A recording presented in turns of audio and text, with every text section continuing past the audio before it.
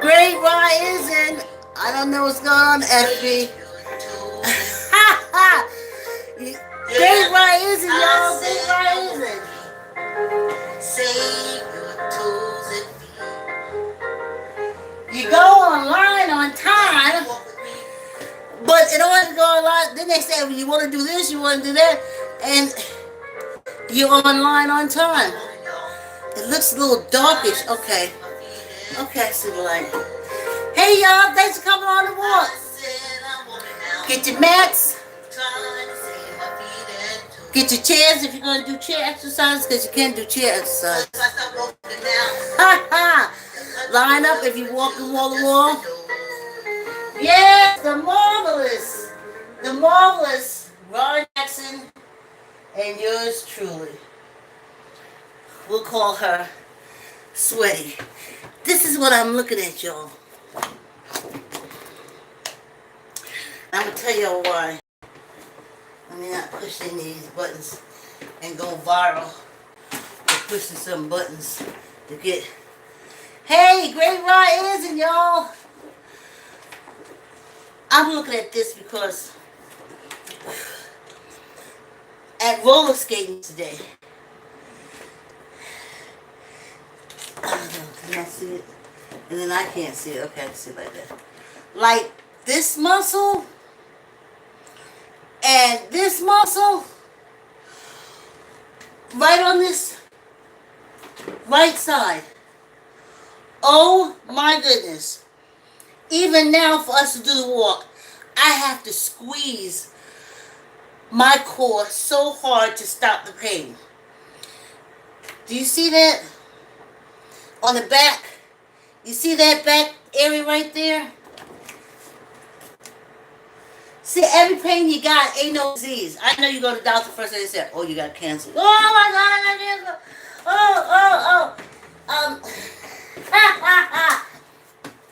I don't do that. Thanks for coming on the walk. Like, comment, share, tell an uncle, tell an auntie, tell a cousin, tell a friend.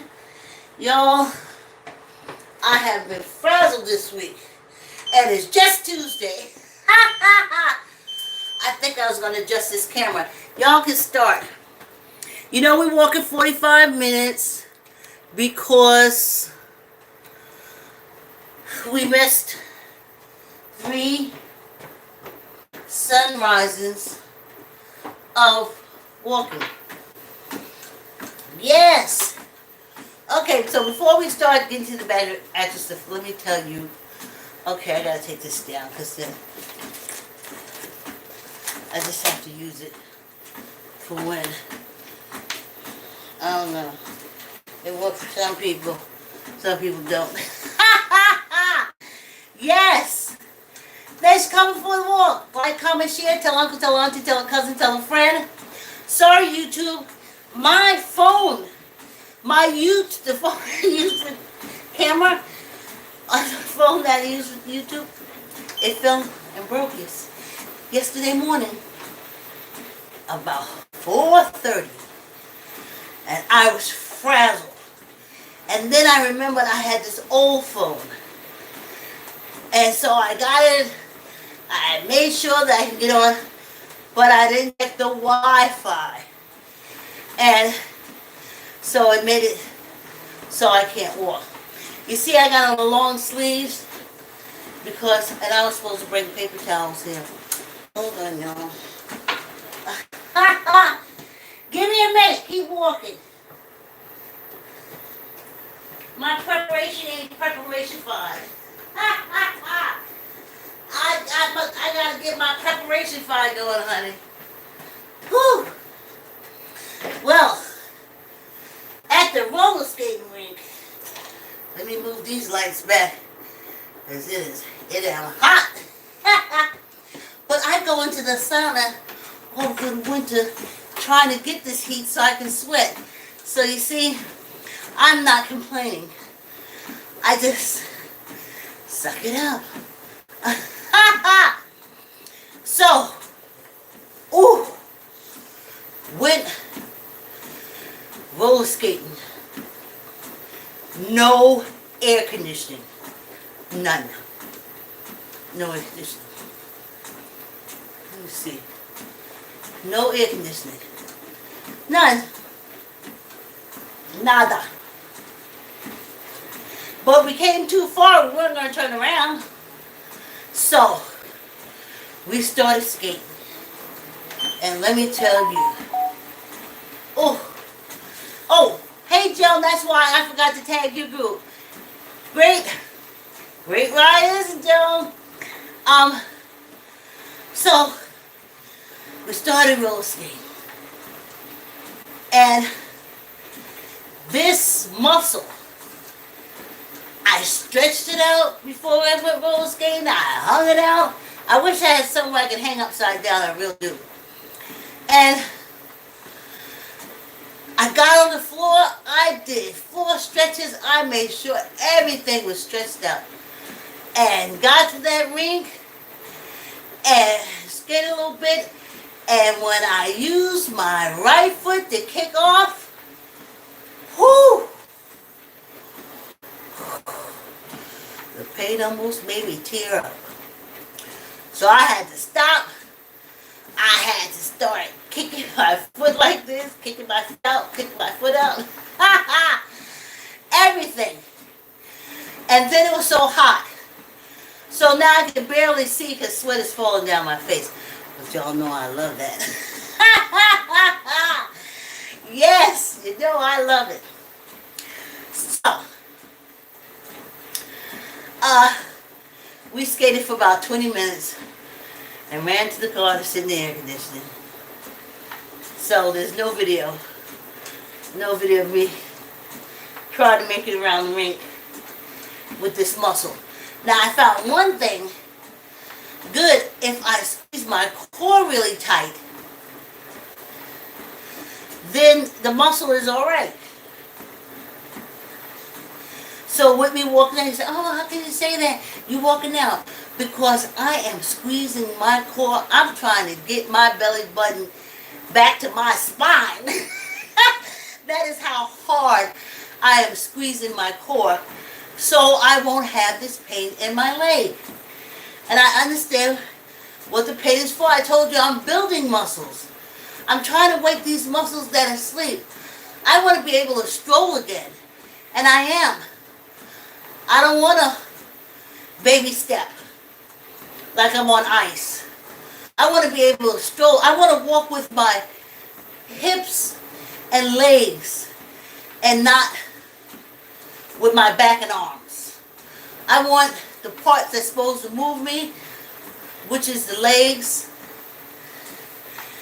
and the waist and such. I want that to move me.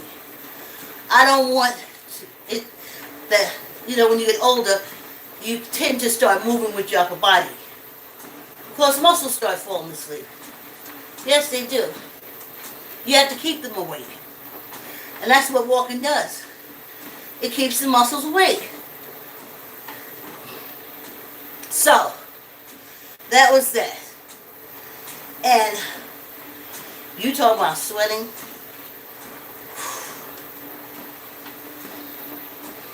I almost couldn't see where I was skating in front of me. I just told him to get a mop. But once you get there, what you gonna do? You gotta travel a long way. So you just sweat it out. And then this thigh. And I kept jiggling the leg. Eric like, jiggle the leg, jiggle the leg. I'm jiggling the leg. But what I'm going to do is, you know how the sumo wrestlers have the things, but they put, you know, they have the, what do you call that? It's the panties, thongs. They have the thong type thing. But, and they have this big band that pulls this lower part of the stomach up like this. That's what I want. And I think that helped me with my skating. And definitely keep the weight of the stomach off my thighs. So, we have a couple of these black waist belts I used to use to get my waist in shape. But now I just need it to wrap around to lift this lower part of the stomach up and off my thighs. because now it's just a bunch of flap, and the muscles don't want it. It's like blocking the muscles. And I'm not sure y'all the picture. Anyway, thanks for coming on the walk. Like, comment, share. I'm Vicki, coming to you live from this penal colony, aka USA, aka America. Yes, North America. They don't like to say North America because you say, well, if there's a North America, then there has to be South America. There's no West America, no East America. But this penal colony and keeping this matrix going just wants to say America. We're not affiliated with South America because that's where the Spaniards moved in. They moved Catholicism to the natives of South America, and then where they could, they were able to build their penal colony with the prisoner of war Africans that was fighting Spain as well. And then Portugal came through. Well, they said, we doing this. These Africans coming over from Africa, come over here to Portugal. Everybody race mixing. See, we didn't understand how they said, oh, you don't mix with black people. No. That goes all the way back to them, honey. All the way back to them. So they came over to Portugal. They was running shit. And then as all looks to history, as all things do, regimes and such, they're overthrown and prisoners of war are sent out. For Portugal, they did South America. Brazil, anyone? And of course, the African Brazilians, they don't even know their history. They don't even know that they were put there and that Brazil is a penal colony for Portugal. Those Portuguese Africans, they don't understand why they're being treated so horrible. They too are wondering, what did they do? That their kids can't get no jobs, but their kids got to rob cars, and how are they at the bottom of the barrel? They don't understand that their ancestors were brought there by the Portuguese because they was coming out of Africa over into Europe.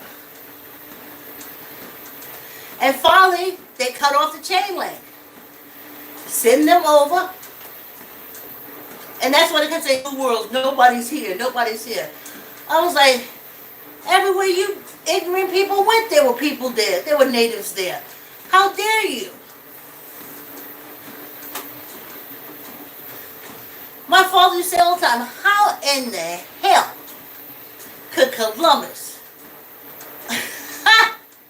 discover a place that already had people? Make it make sense. Make it make sense. All these discoveries, people had discovered them before. It was there. The Matrix, y'all. And let's not talk about the king of Spain, who hate our guts. I have a friend. They halfway moved over to Spain and coming back and forth, and she always invites me. I want to go to Spain. I have no desire. I have been with the Spens here, and I think ain't one of the Spens down in Florida fucking shit up. I don't know what his background is, but if you're Cuba, Cuba is Spain's penal colony. Ain't getting it. That's why it can be ran by a general. And that's why they're so scared that Trump is going to take over here, because it's a penal colony. And it can be run by con artists. It can be run, these penal colonies can be run by generals, etc., the military, because it's a penal colony. So, they don't even know. They know they came from Africa, but they still under the delusion that they was just sitting in front of the hut. Okay, let's take that. Because I debate back and forth with them to say if that's true. It's because they were cutting off the supplies. And it wasn't the Americans, it was the English. But since the crown rules here, the books were changed. And they was just cutting off the supply. They were watching the Africans was all up in Europe, running shit. And they kept seeing where their supply was coming from. And it was coming right across the pond, you might as well say. And again, the Matrix, it makes it look like Africa is so far away from Europe. It ain't.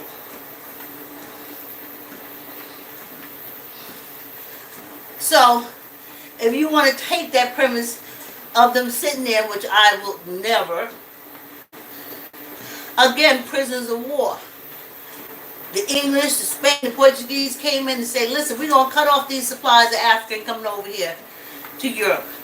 And we're going to send you where you will never be able to get back to Africa.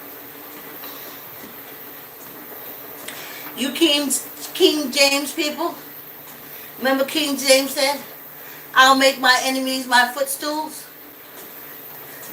Y'all sit in church all the time, and y'all think he talking about somebody else. No, you black asses, he talking about y'all. And for over 600 years, he has made not only his enemies, but his enemies' descendants footstools. I used to say, why is African Americans like the people, people get beat up in the schoolyard, kicked around by the kids in the schoolyard? Why is that happening? That's why. And every Sunday you give that credence. King James said, I'll make my enemies my footstool. That was us, our ancestors. They will never rule Europe again, and they will never even have a ship leave Africa to come over to Europe again. And they ain't got none. And then they went in there and they fought with the tribes because they wasn't just sitting there digging in their nose. When they came a-calling, as they said, it wasn't no easy win. But they were all prisoners of war.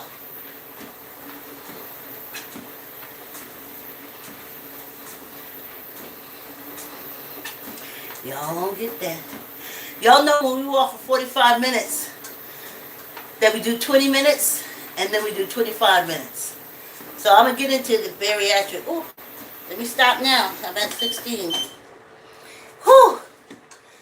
Y'all, how you doing?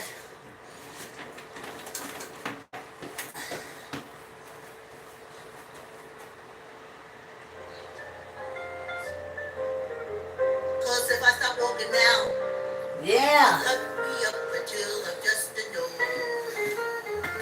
Yeah.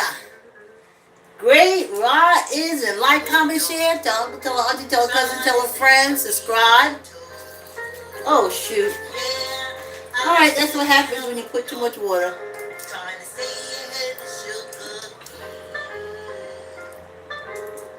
And lemon. Ooh. That lemon can quench. Yeah. Go to iMove Music, Spotify, iTunes, even here on YouTube. And give I'm Walking, Trying to Save My Feet and Toes a like and a listen. Yeah. Come walk with me and save your toes and feet. Yeah.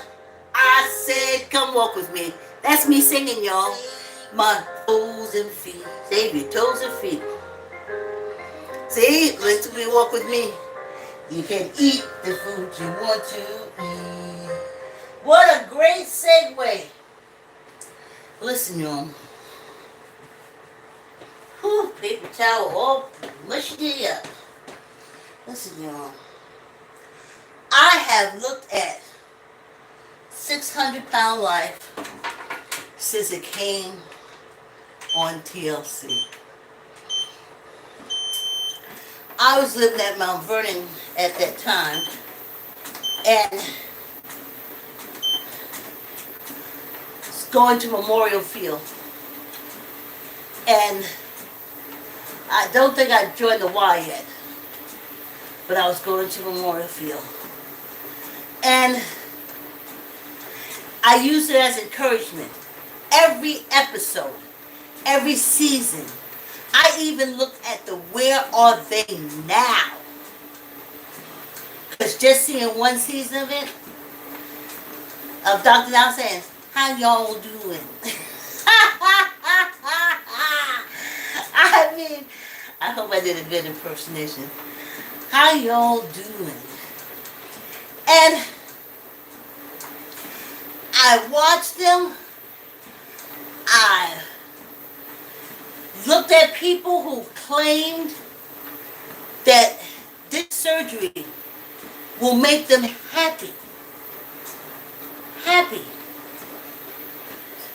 Every day they will be happy because they know that they're getting healthier from controlling their eating habits. So all along, beginning, they just know it. This will make me happy. I'll smile every day.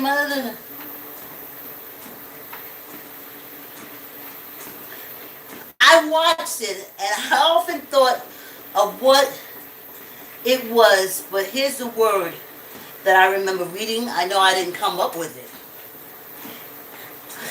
Hangry. Or you can say hung angry, but you can say hangry.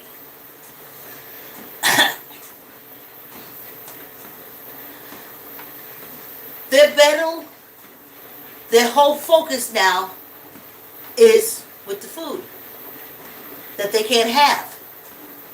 So they're hangry all the time. All the time they're hungry, and all the time they're angry. They don't remember that that's the best thing that happened to them, that that's going to heal them, that's... You see, I walk on this treadmill and I exercise every day. I don't want to be hungry. And I don't want to be angry. So I know that I would never be able to do with every episode, season. By the 5th season, I knew I better start keep finding a way to keep exercising. Because that trade-off in that surgery is too great. Hangry.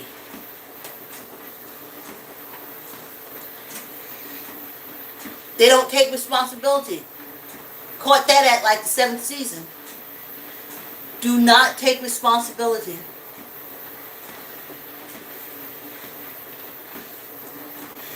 They could be living by themselves, ordering all the Pizza Hut and chicken wings and everything and sodas and going to the store, and they are very independent and they're very happy. And they go for that bariatric surgery. Whether it's the whole stomach, then they're, how can you say, mad, hangry? They are so hungry that they get mad, angry. You ever been, oh, let me use an example. Ooh.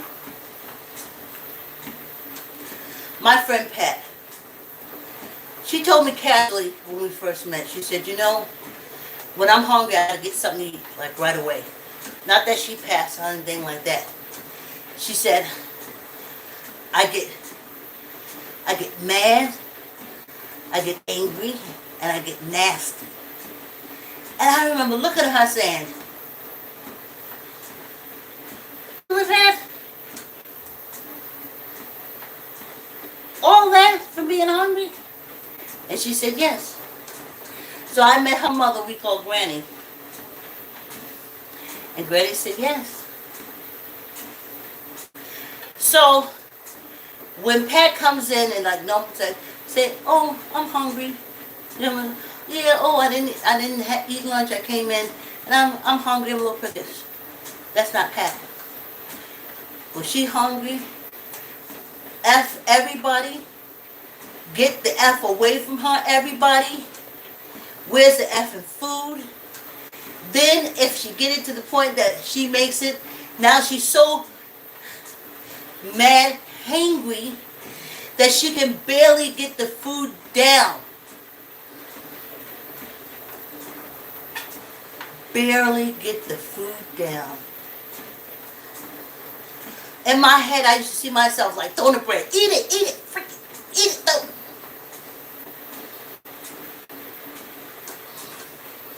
So thinking that she only weighed about 100 pounds. Because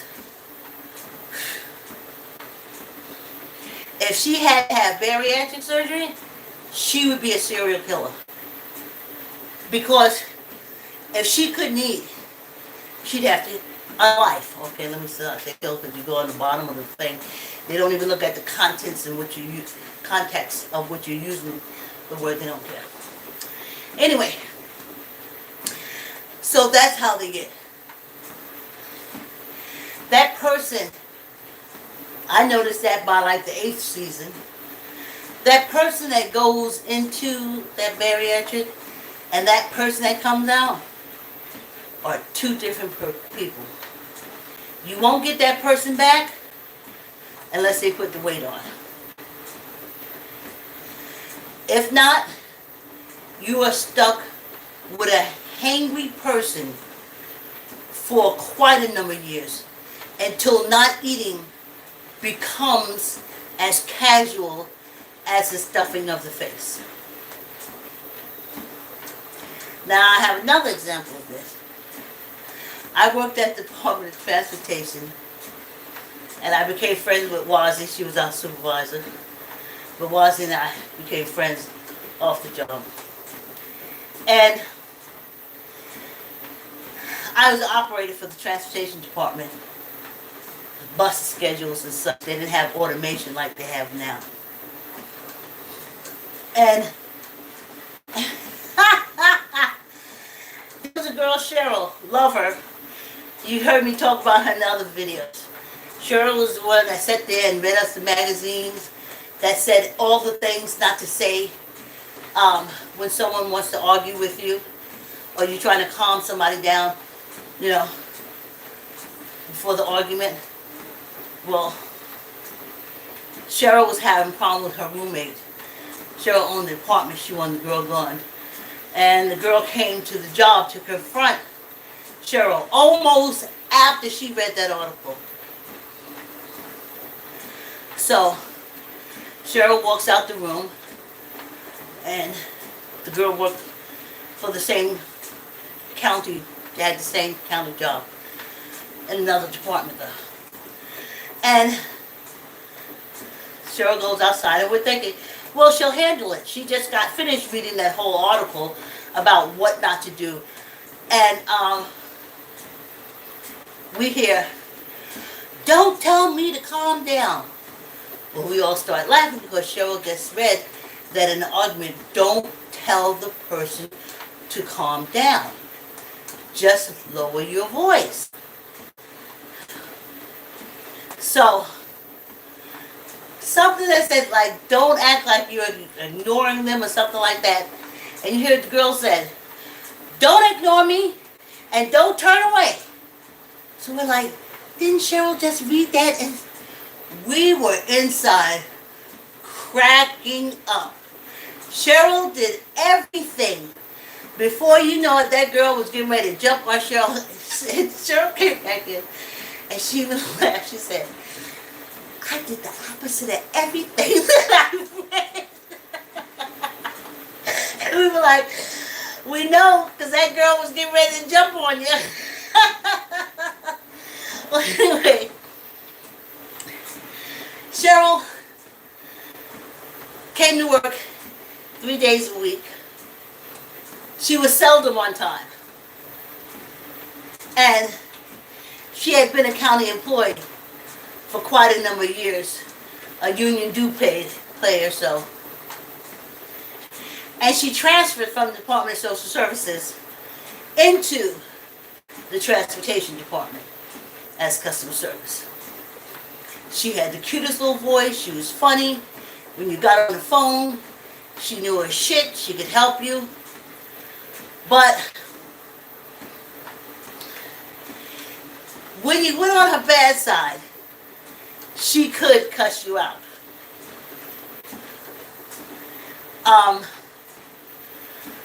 So that's Cheryl. Cheryl said that she is a recovering alcoholic. And every time she missed days at work, she would say, if you think that's bad, when I was drinking, it was worse. So we would laugh and say, well, she only come in 3 days a week. If she was drinking, it was worse. But she showed up and laughed. And then somebody else said, no, she came in 1 day a week. So that was the running joke with Cheryl. And as I said, when you cross on the wrong side, as we work together in the office, sometimes papers move, sometimes lunches get moved, sometimes telephones get picked up by people who don't work at their desk and they carry germs and diseases. You know what I'm talking about. Cheryl would cuss you out. Whew! And after that, she said, y'all think I cuss like that now? It was worse when I was drinking. So I said to myself,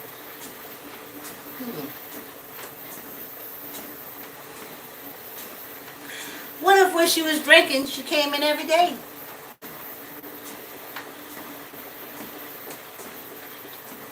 In my head, I was like, sis, get a beer. Sis, get a beer.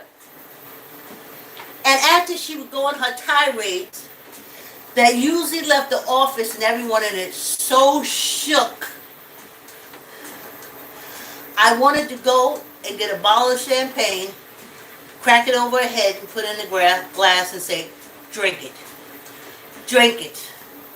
Sober is not for you. Sober is not the thing you should do.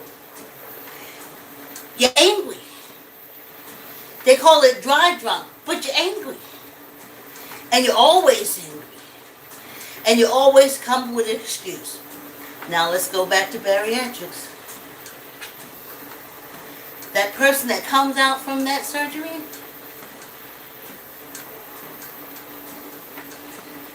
angry all the time.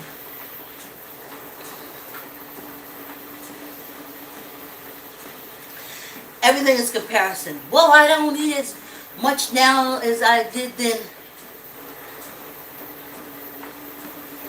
As an exerciser, I don't remember ever talking about diet and stuff in the gym with the people I was working out with.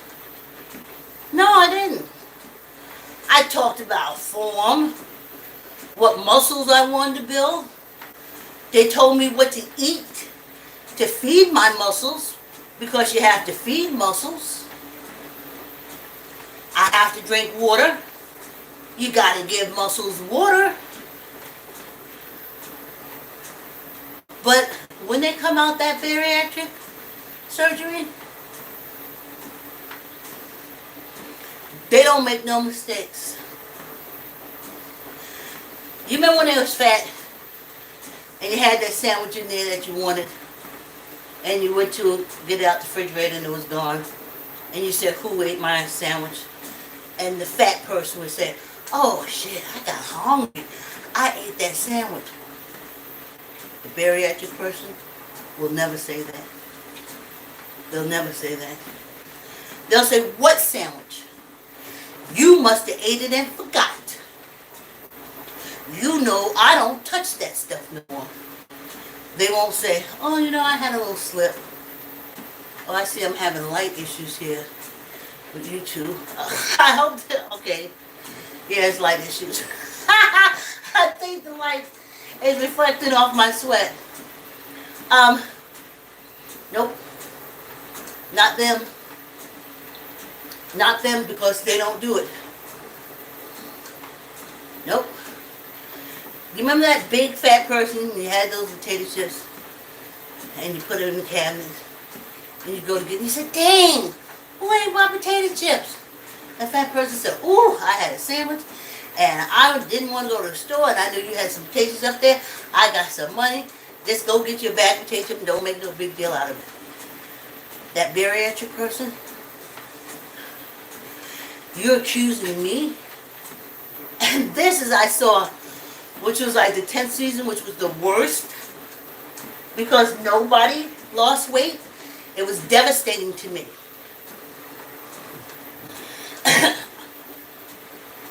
No one took responsibility. No one took responsibility. So, you lose that. You lose that person. It ain't a big deal. That person that came to your house and was so big and broke your chair, and you said, dang, you broke my chair. And they said, girl, that chair was flimsy.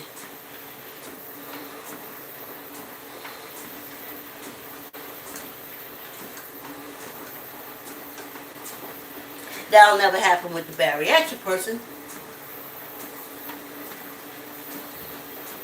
But she may possibly still tell you that your chair is flimsy. He'll probably tell you.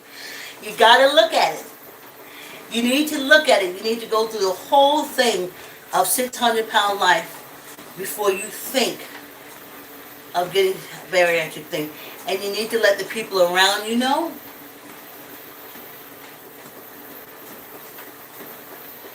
You need to be real. But it's something. You don't get that same person back after that surgery. After that surgery, that's a whole new person. And that person is hangry. And I used to see it all the time.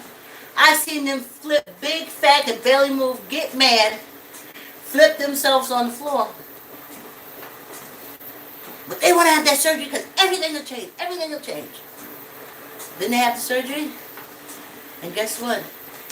They 3 times angrier than when they was fat and flipped themselves on the floor. That's a lot of force. That's a lot of force. Well, you say, oh, okay. Hand me that, could you hand me that cup, please? That bariatric person, she hangry. Cup. Cup. Okay. Now I'll tell you how I came to this. The ancestors say, you're getting off track. So, 600-pound life came to me when I was sitting down by with the ancestors. And I said, I don't want to be so, I don't want to be an empath. I don't want that no more. I don't want to empathize. I don't want to see your view. I don't want to understand. I don't want to feel your pain. I don't want to help you get over it.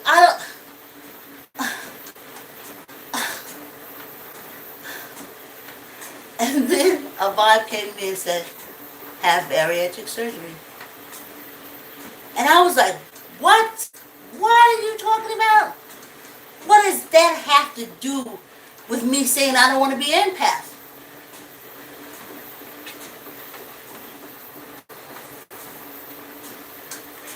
And 600-pound life popped into my head. And after those folks had that bariatric surgery, if they were an empath before they went into bariatric surgery, during that time when they're going through that process of losing that weight and everything like that, they have no empathy. None. You don't know what they're going through. They're suffering. They can't eat. The weight is coming off. They have this flap. The ba-ba-da. Ba-ba-do-ba-do. Hangry all the time. At least when they was happy and when they were fat, they was happy to get up in the morning because they could eat. After bariatrics, they don't have that to wake up to be happy for. And then they don't wake up happy at all. There is no happiness. They don't care. You can fall down the stairs in front of them. Every now and again they'll come out and they'll say, oh, you know what? Let me so-and-so for somebody else. But after that, you don't know what they're going through. You don't know how the pain they feel. You don't know how it is to deny. I totally know how it is to deny myself. That's why I don't do that dumb shit. This penal colony denies me enough. I'm not going to do it to myself. I'd rather work out and eat what the hell I want to eat. I'm just telling you the truth. I'd rather work out and eat what I want to eat. Sweat my salt out. Sweat. Sweat. Sweat. Do my workout. Go upstairs. Happy, happy, happy, happy, happy, happy, happy. I ain't do no bariatric.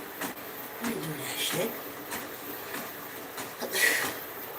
So you're going to change. You're not the same person. Your husband is not the same husband. Your wife is not the same wife. Chances are, total happiness could leave your home. And the thought of hangry is larger than a white elephant. When they go on that table, a truth teller comes off that table not telling the truth. Because they're going to tell you what you want to hear, that they eat or not eating. They're never going to tell you the truth of what they are or are not eating. Though nobody cares, you ain't got to tell nobody. I don't never tell nobody. Did you hear my song? Because if you walk with me, you can eat the food you want to eat. Will you exercise? If you can't exercise, you know you ate too much. That's what I do. And you know what you do? With exercise, you keep your happiness because you complete stuff. And you keep your happiness going. And you stay happy. And I know at 65 it's too late for me not to be an empath. I feel what dogs feel. I feel what cats feel. I don't kill daddy long legs because I know what they feel. The centipedes I pick up, put on the piece of paper, put outside. I know what they feel. When I lived in Mount Vernon, animals and stuff used to come to my door. If they were sick, they had leg. They were fine, they were. Even sick birds came. I can't even tell you. You probably won't even believe it. That's the empath I am. And I gotta stay like that. 65. I'm getting ready to do a matter and energy separation. And I imagine that my energy may have some sympathy, though I'm saying we don't want you to have sympathy. We want you to go around to the Midwest energy and drop sparks in them cotton fields and them potato fields. You see what I'm saying? I want my energy to drop sparks in them wheat fields in them soybean fields. See, while the farmers got their ARs on, coming down, coming after me, or after my kin, my energy gonna be dropping sparks. They're gonna have to hurry and turn around and go back and save their farm and stop pointing their guns at my kid. See where my energy is coming from? So I think that's where the empathy for other than in my family will take place. Squeeze your gut, tuck in your elbow. Let's do 5. 1, 2, 3, 4, 5. I guess y'all are gonna say, "Oh boy, she's probably doing nothing." But that motion helps me pick up and move stuff all the time, and I do it so naturally. Tuck in your elbow, squeeze your gut. 1, 2, 3, 4, 5. One for good luck. Hey, thanks for coming on the walk. Like, comment, share. We did 45 minutes, y'all. Like, comment, share. Tell uncle, tell auntie, tell a cousin, tell a friend. Subscribe, subscribe, subscribe. Ooh, ciao.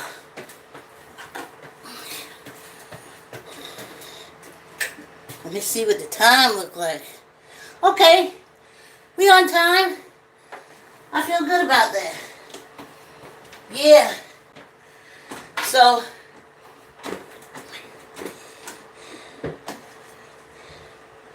choose exercise, because especially at our age and when we get older, it takes so little exercise. You see this sweat? In the summertime, I clean out my pores and my system and stuff so well. Naturally. In the wintertime, I gotta use my sauna. But now is the time for me to get all the toxins and stuff out of my body just by sweating. And that's another form of weight loss.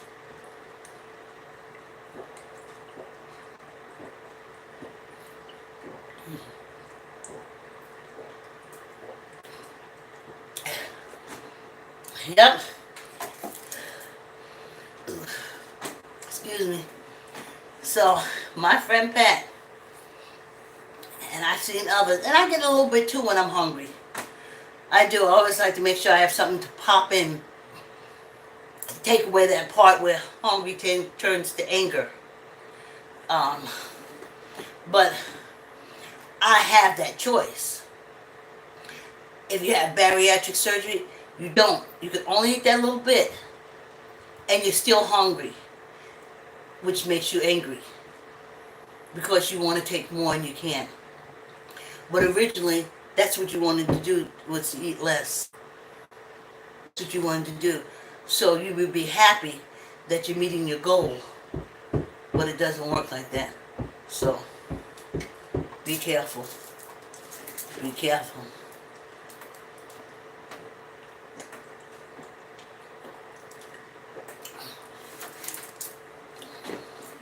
Yep. Angry people can't love. They have no empathy. All they can think about is the food that they can't get. Not the people that are around them that love them. Not the friends that support them. Doesn't matter. Not the beans. All they see is all the food that they can't get. They can't eat. And they're angry. Exercise and be happy. Because, oh, if I'm depressed, what I should do? Exercise and be happy. And take a walk. Take a 15-minute walk and bring yourself out.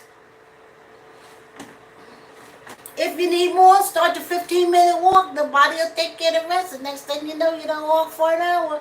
But you didn't know you needed that because you had all of that stuff inside you going on.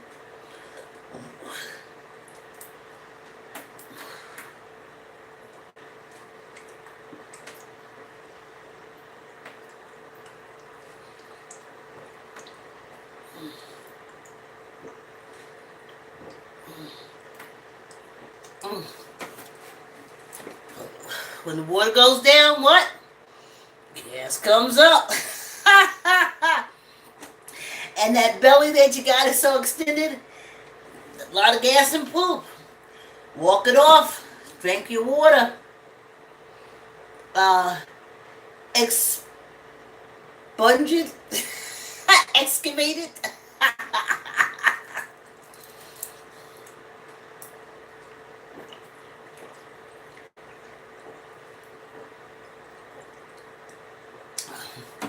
See, I'll never want to be angry about the day.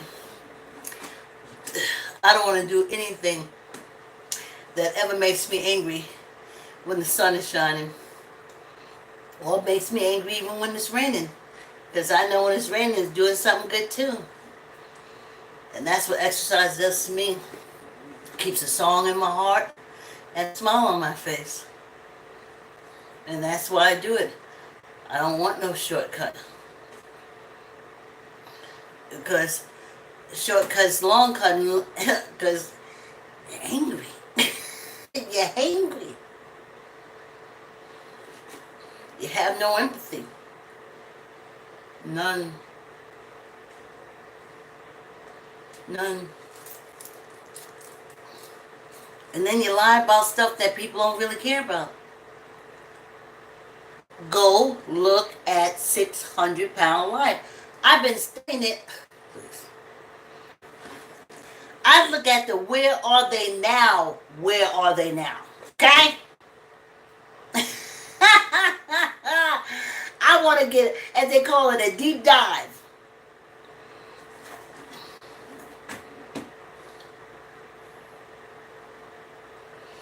And maybe 5, 6, maybe 10, they were happy when they started. And even through the troubles, they kept saying, I'm exercising, I'm eating right, I'm taking control of my life. This is what I had to do to get back on track. But when the sun comes up, they go swimming, they go biking, but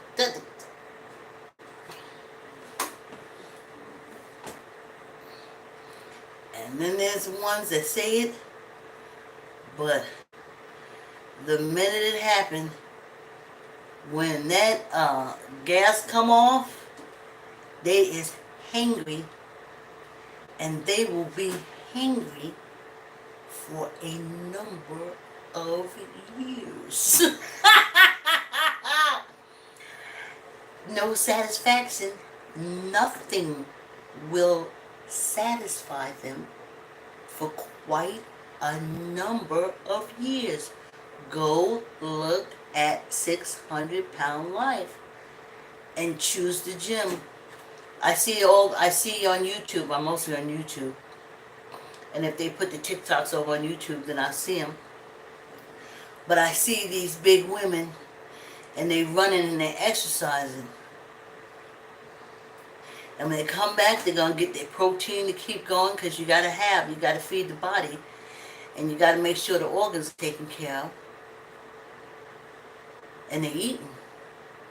But then they're out there and they break a sweat and they're running again. And they're happy. And I think that's what it is when Esther said, well, if you want to get rid of your empathy, go have bariatrics. You see how they talk to me? Okay, not talk. Don't call the psychiatric hospital. Oh boy. How they vibe with me. That's how they vibe with me. They just be saying them shit like that. Why don't you have bariatric surgery? And I was like, no.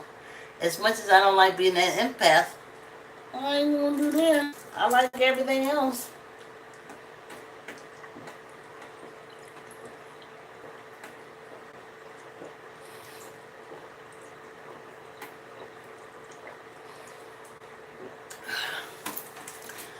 But think long and hard.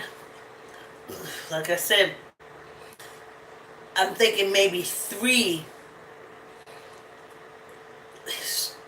2 that I remember on my 600-pound life who were happy from the time that gas mask came off. They said, I'm free. They didn't care if they had to eat a little bit of this, a little bit of that. They'd get out of bed. They didn't care. They didn't give a damn.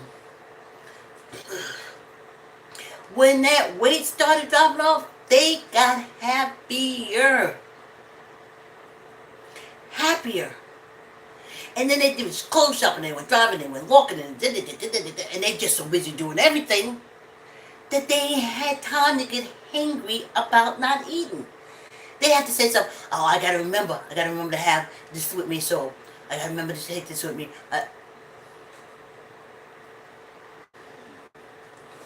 And then they say, oh man, I changed my whole way of eating. I changed that shit around.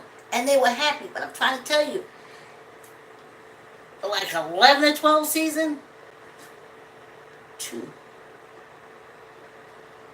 Happy from start to finish. 2. 10 episode a season. 80, 100 episodes. 2. I'm going to get this surgery. I'm going to turn my life around. Oh, I got it. Okay, I can't eat this. But go here. I can move here. I can do this. I can bend over. I can pick up. I can fold clothes. I can make cook. I can and every day they wake up and they just so happy they can move. But the other 90, the other 90, the other 90, they're hangry, honey. They're hangry. They're hangry about everything. They're hangry to everyone. All the creatures, great and small, nobody gets a pass. Because they can't get pizza. My 600-pound life. TLC. Dr. Now. Nazardin. Okay? His son produces the show, etc., etc. Go and say, oh, I want to see if Vicki's right. If I want to say, hangry, honey. Hangry. Hangry because they had surgery. And that is everybody's fault. Everyone. Everyone. Everyone. They're hangry. They can't eat. And they are mad. They are like my friend Pat. You just want to take a loaf of bread and shove it down her throat. And forget that there's consequence to that.